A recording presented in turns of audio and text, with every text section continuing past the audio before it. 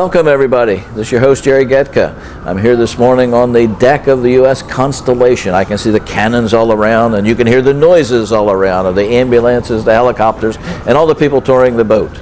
Our guest today is Dr. Kathleen White from the Maryland Commission for Women. We'll be right back.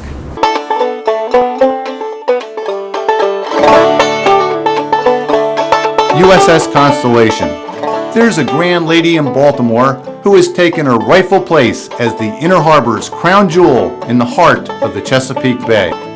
The ship you see here, the sloop of war Constellation, was built at the Gosport Navy Yard in Portsmouth, Virginia, and launched in 1854.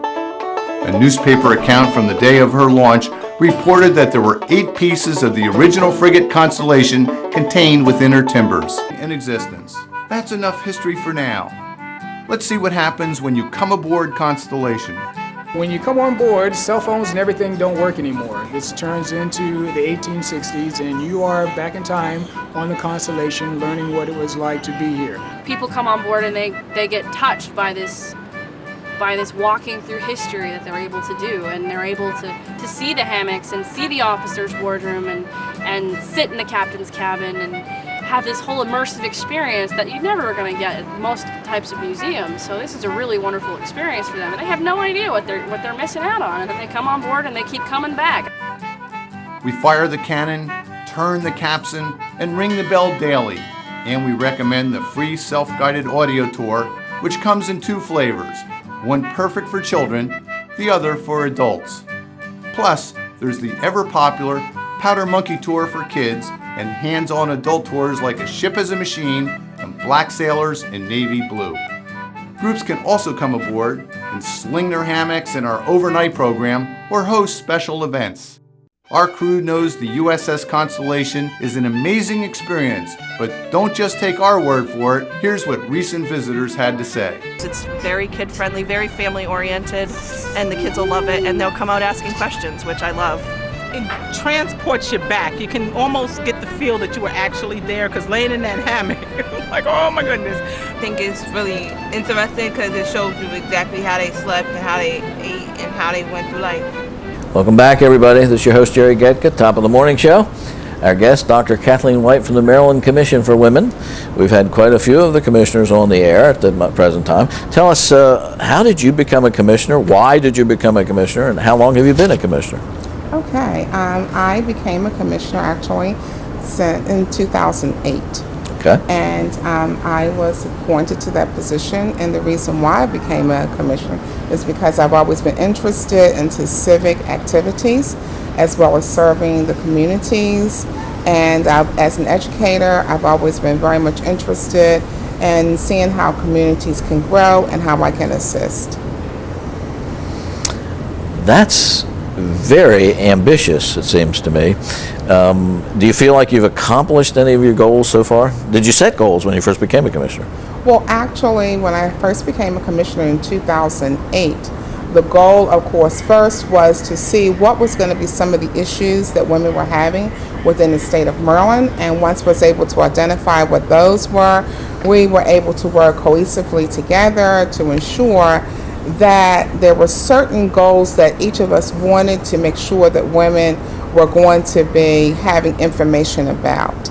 And serving as a conduit of giving out information to the women in Maryland, one of the things that we worked towards previously when we had foreclosures that were going on within the state of Maryland.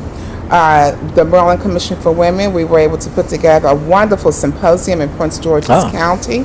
At Prince George's Community College there, and as a result of that, women received a wealth of information that not only just dealt with foreclosures but also domestic violence. It dealt with litigation in terms of wages in which women were not being equitably having funding for. We also looked at health issues that women were having and how those health issues can be addressed, and education. So the symposium covered a number of activities that women were involved in, and it also helped, and as a result of the survey we were able to receive, we saw that women felt as though they were inspired and that they gained a wealth of information as a result of the symposium. Since 2008, of course, as a commissioner, you serve for 4 years. Okay. And then my term was up in 2012. And of course, I was reappointed in 2012 for another 4-year term. And so, yes, in terms of answering your first question about whether or not all of my goals have been achieved, no, they have not, because I'm still working towards making sure that all women received all of the information, because we know that's an ongoing process and that women issues are an ongoing process. Do you keep any numbers on how many women you actually reach during the course of a year or something of that nature? I'm sure that we do have some data that has been resolved in reference to that. I can only imagine, I can't imagine at this point in time, with all the things that the Top of the Morning Show has been doing for the Commission on Women, that many women, at least in Baltimore City, have not at least heard of the Maryland Commission for Women at this point in time. So I'm assuming that your outreach is becoming fairly successful. I would think that our outreach is very successful. Every year, we are committed to completing an annual report that goes to our governor. And that becomes public information, I'm sure. Yes, absolutely. So as a result of that, that becomes public information as to what we are doing in each one of the areas that we are held accountable for as commissions for women. Now, aside from your work with the Maryland Commission for Women, you also work with a lot of other organizations. Is that correct? That is correct. Tell us about that a little bit. I work with Women Power, as well as the Maryland Association for Community and Continued Education, and the GEMS Incorporated. All of these are, well, the first one I mentioned, Women Power, is a women organization committed to empowering women in reference to politics. The second organization, which is the Maryland Association for Community and Continued Education, deals with adult literacy in the state of Maryland. Is that an issue still these days? Yes, it is. It continues to be an issue. Although in Maryland, we are, as everyone knows, one of the most highly educated states, we still do have pockets in which we have people who have not received the education that they need to in terms of being able to be employed at the level in which they need to have employability skills in place. Okay. And the third organization I'm involved with is Le GEMS Incorporated. Now, what does that translate to, Le GEMS? It really translates to the gems, which is really a diamond. Okay. And as diamonds, what we basically do is that we work within our communities. This is a nonprofit educational organization that is nationwide, and we work towards cultural events as well as working with civic events within the communities.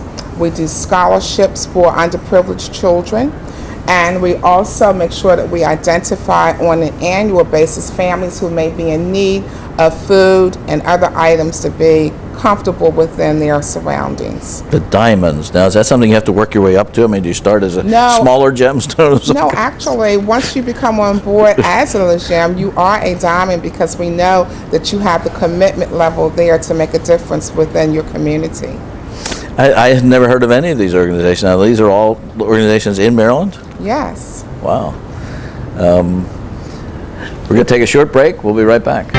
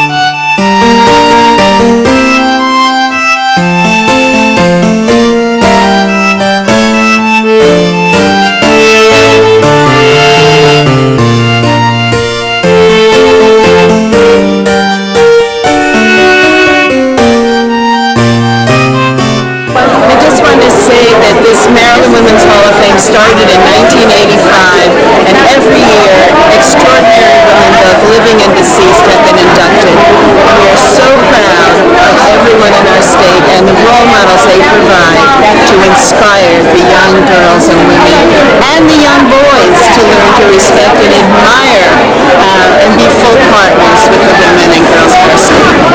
Wonderful evening. It's so inspiring and uplifting to see these honorees who contribute greatly to our state. Just very uplifting and inspiring. To welcome Jill Moss Greenberg to the podium. Jill is the Executive Director of the Maryland Women's Heritage Center. There is an enormous plaque that used to be housed at the Maryland Women's Law Center before the Maryland Women's Heritage Center came into being and found a place of its own. And it was moved from the Law Center over to the Maryland Heritage Museum. So this is the first time we've been able to actually present you with this plaque, Jill. This is the plaque for this year, which will now go on the larger one and will reside at the Maryland Women's Heritage Center.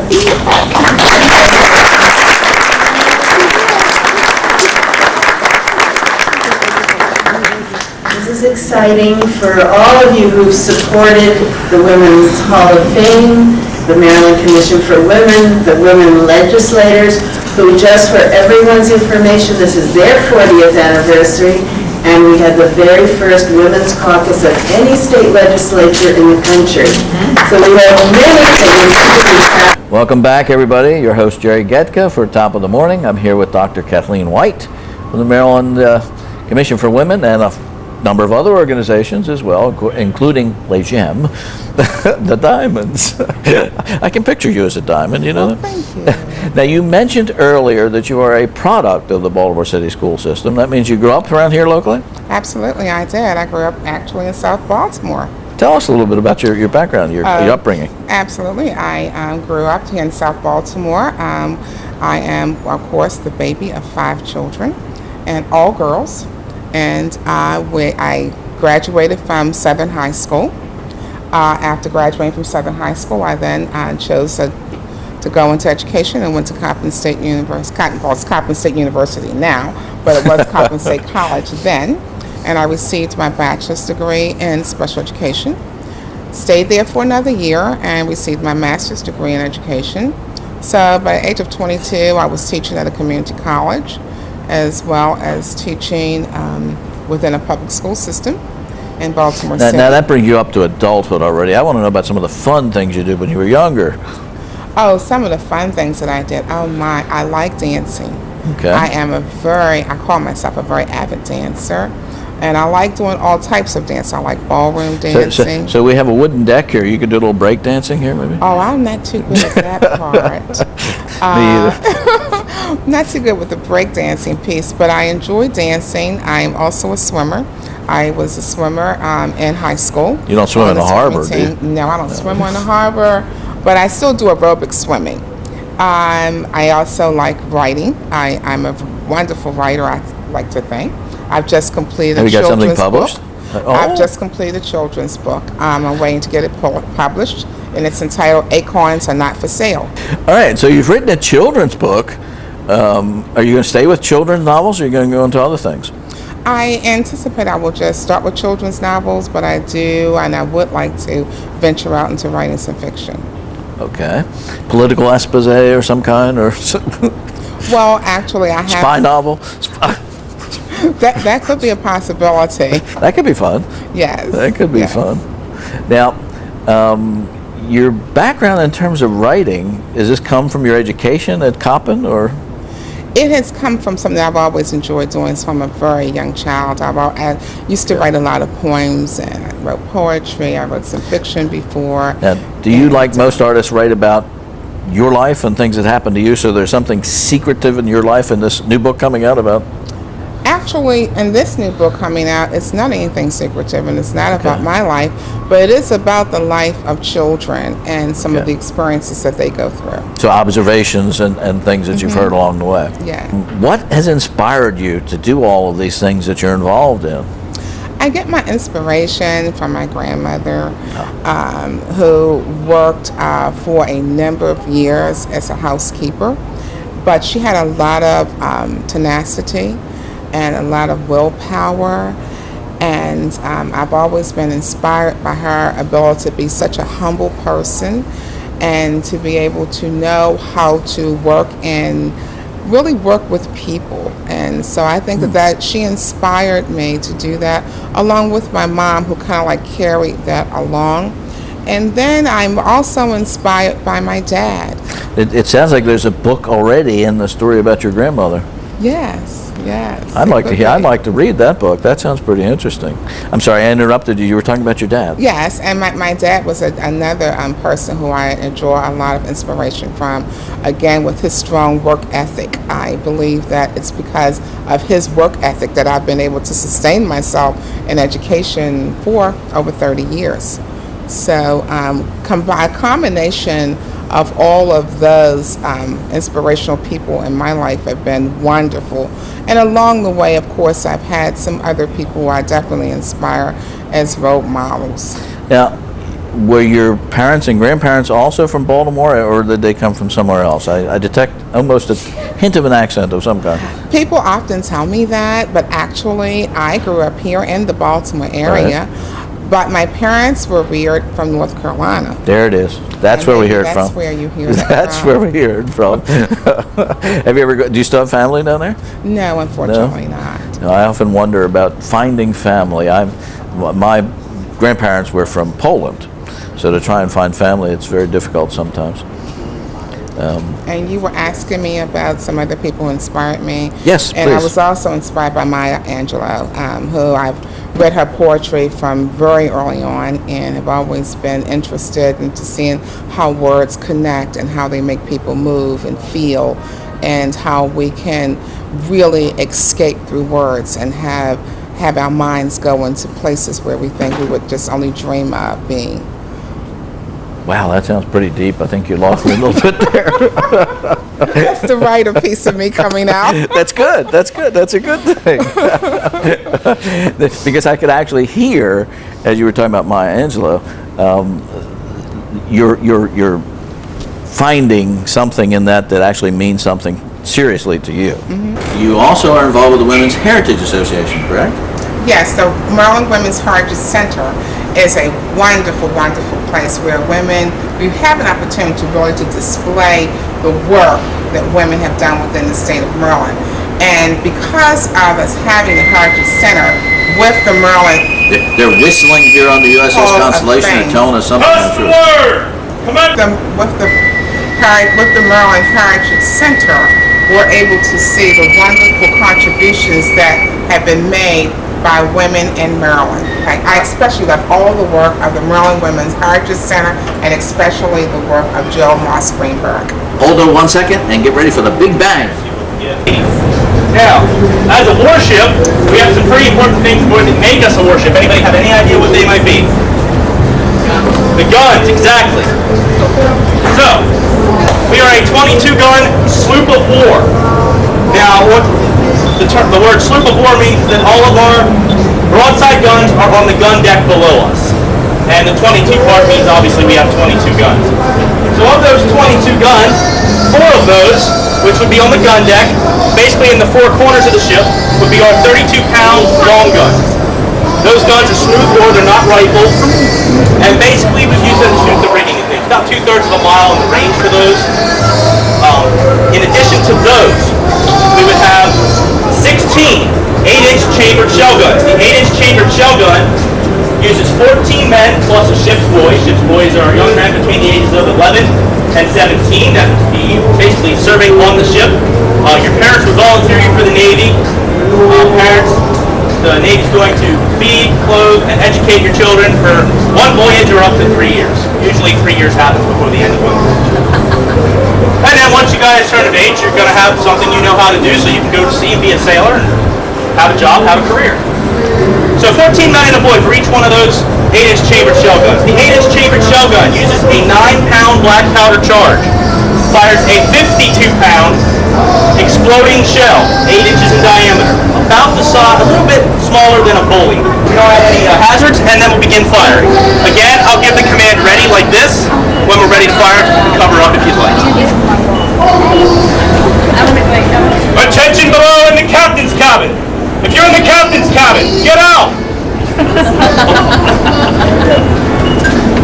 And to make sure we don't have any water taxis coming. Looking pretty good at the moment. On the 20-pound part rifle, prepare to fire! I didn't say ready yet. Make ready! Fire! Ow, my arm! And there you have it, folks. Thank you very much. And of course, you're only clapping because nobody's shooting back at you. So if you folks have any questions or anything, I'd be happy to answer them. If you like, we do have a donation box inside. Keep in mind, I just spent about $10 of the ship's money. It doesn't go to paying my salary. It helps with upkeep, restoration, and doing presentations for the public. We also, there may be some comment cards in there. If you liked what I did here today, my name is Chief Nat, N-A-T. Feel free to write a comment, drop it in the box. If you didn't like what I said here today, I encourage you to take one home with you. Fill it out in detail. Mail it in, care of the USS Constitution. Have a great day, and if you have any questions, I'd be happy to answer them for you. Thank you, folks. Hi, we're with Linda Shevitz today. Linda is with the Maryland State Department of Education, but she's been a national leader on issues of gender equity and prejudice reduction, and she's being inducted today into the Maryland Women's Hall of Fame. Congratulations. Thank you. It's a real honor and privilege. Well, could you tell us a little bit about maybe what in your life might have led you to these wonderful achievements? I think from the very beginning I was very active in school and different activities, and then in high school I became real active with the B'nai B'rith Youth Organization, which did a lot of civil rights work and a lot of citizenship work and community work. And I think that kind of sparked me. I became active on the national level, went to the national conference, went to an international conference in Israel for 6 weeks, and our focus was really on civil and human rights, and that's what kind of got me really dedicated. Yeah, and you never left that dedication. No. Would you talk a little bit about the work that you've done on women's history, because the Hall of Fame is obviously a great example of that. We know that you coordinated the Maryland Women's History Project and are program director for the Maryland Women's Heritage Center. Yes, I was lucky when I started working at the Maryland State Department of Education. Jill Moss Greenberg had started and initiated with the Commission for Women a Women's History Project. And I was fortunate enough to come in and adopt it, and had the biggest pleasure. For 20 years we prepared kits for every school in the state, and my family used to laugh at me. I'd come home and say, I just interviewed and met the nicest, most terrific woman, Maryland woman, so I really learned a lot from that. So it was just a pleasure. Each year we've focused on a certain area, like women in the arts, women in the suffrage movement, women in law, women in science and medicine, and it just opened my eyes tremendously to the range of contributions that Maryland women have made, past, present, and future. You have to excuse us a little bit because there's some noise behind us, and that's the crowd coming in for the induction ceremony for the Women's Hall of Fame. Maybe we could talk a little bit more, though, about what do you feel most proud of in the achievements that you've had throughout your life? I guess the few things, one, the Title IX, being in charge of monitoring the civil rights law that prohibits sex discrimination in education, and I've been doing it for 30 years, the longest serving Title IX coordinator at any state education agency. It's just amazing how many changes Title IX has made in opening areas to girls. It's for boys and girls, but particularly opening career areas for girls. Hillary Clinton has talked about it a lot. She had us at the White House for the 25th anniversary. This is the 40th anniversary of Title IX. And every area, from rights of pregnant students to admissions to different programs, and athletics has gotten so much press that it shows there were more women at the Olympics this year than men for the first time. So the pride in all of those accomplishments, and every school system has a Title IX coordinator who also does things within their own system.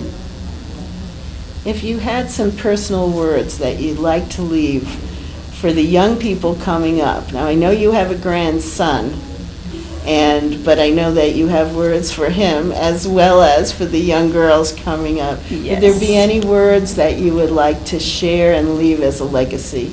I think it's true for both boys and girls to be interested in the accomplishments of both men and women and young boys and girls. But Margaret Mead once said, "Never doubt that a small group of concerned, committed citizens can change the world. Indeed, it's the only thing that ever has."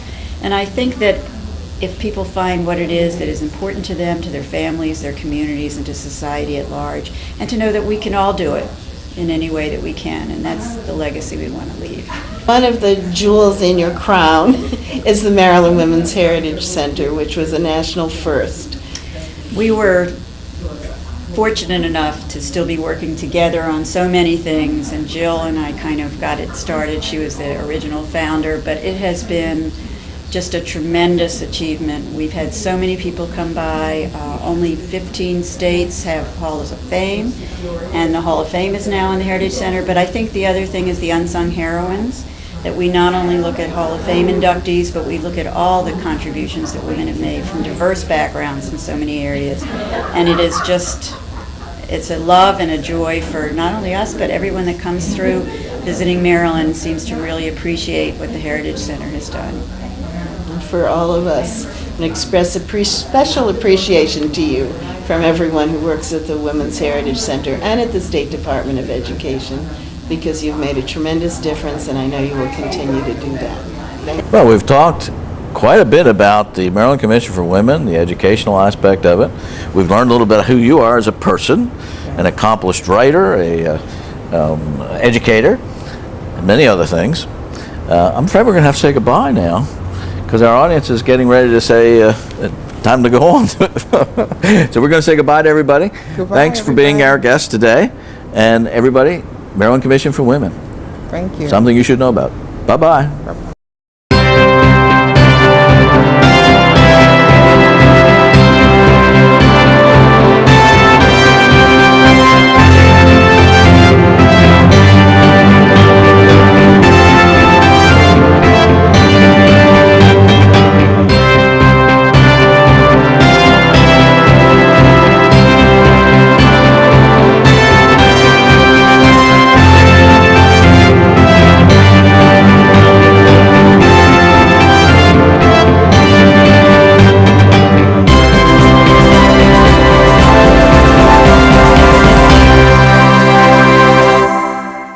So welcome aboard USS Constellation and enjoy your visit to the historic sites of the Chesapeake Bay Gateways Network.